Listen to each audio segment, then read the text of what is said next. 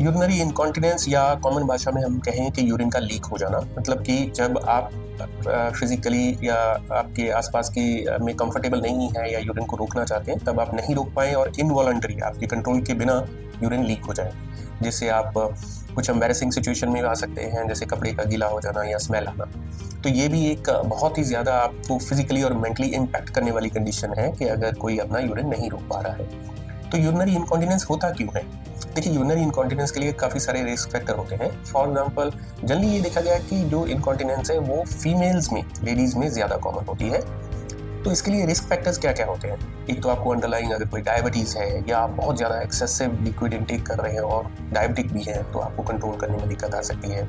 या आपको कोई प्रीवियस सर्जरी हुई है, स्पेशली पेल्विक या लोअर एब्डोमिनल सर्जरी हुई है, या आपको प्रोलैप्स है, यूटेराइन प्रोलैप्स है, या आपको सिस्टोसील जिसको हम बोलते हैं ब्लैडर का प्रोलैप्स हो जाना, या ऐसी कुछ सिम्टम्स हैं, तो आपको यूरिनरी इनकॉन्टिनेंस होने के चांसेस बढ़ जाते हैं।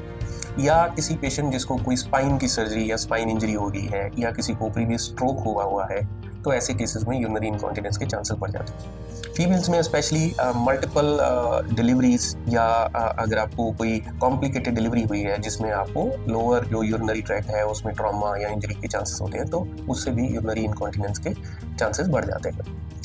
मेल्स में जनरली यूरिनरी इनकॉन्टिनेंस होता है because of extreme prostatic enlargement की वजह से हो सकता है, यूटीआईज की वजह से हो सकता है, या कोई प्रीवियस यूरिथ्रल सर्जरी या स्ट्रक्चर है उसकी वजह से यूरिनरी इनकॉन्टिनेंस हो सकता है। प्रीवियस प्रोस्टेट सर्जरी की वजह से भी अगर आप उस टाइम पे कोई इंजरी हो जाए, तब भी यूरिन को होल्ड करने में पेशेंट को दिक्कत आ सकती है।